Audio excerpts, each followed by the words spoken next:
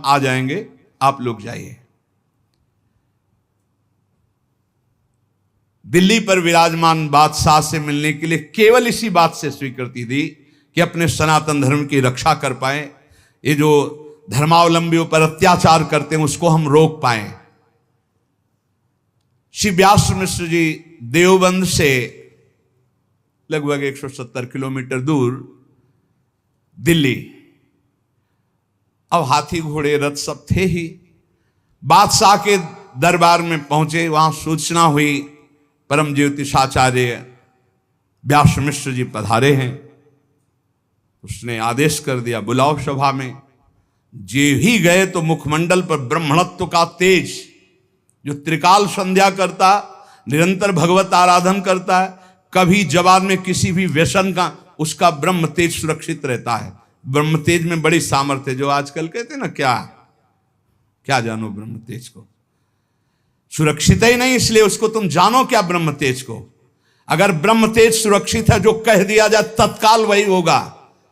अभी कुछ वर्ष के बालक है, सरंगी ऋषि, कह दिया महाराज परीक्षित को 7 दिन में तक्षक काटेगा, तो किसी ब्रह्म ऋषि की ताकत नहीं थी कि उस बालक के वचन को मिटाल सके।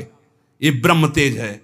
आज मदिरापान, हुक्का पीना, व्यभिचार, गंदे आचरण, न गायत्री, न संध्या, न धर्म, न वंदना, न जानते ही नहीं क्या है ब्रह्म, ऐसे अमोघ ब्रह्म तेज को ऐसे ही नष्ट कर रहे हैं। ब्रह्म तेज को देखते ही खड़ा हो गया बादशाह।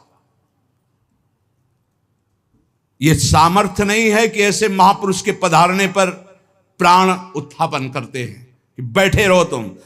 जैसे हनुमान जी के पधारते ही बिना कहे रावण की सभा में सब खड़े हो गए, यद्यपि बंधन में हैं, सब खड़े। रावण कह रहा क्यों खड़े हो रहे, किसी की हिम्मत नहीं कि बैठ सके।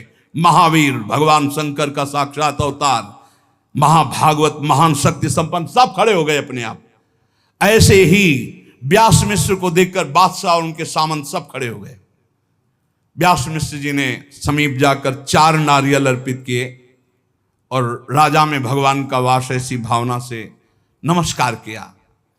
मुखमंडल पर अद्भुत ब्रह्म तेज को देखकर बादशाह हतप्रभ हो गया और मधुर वचन बोला, आओ आओ, आपका स्वागत है, स्वागत है।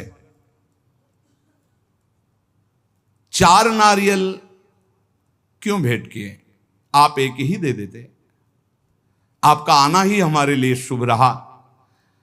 व्यास मिश्र जी ने कहा, राजन, हमारे सनातन धर्म में 4 प्रधान फल हैं जो पुरुषार्थ चतुष्टय कहे जाते हैं, धर्म, अर्थ, काम, मोक्ष। ये 4 नारियल इसलिए प्रदान किए कि आप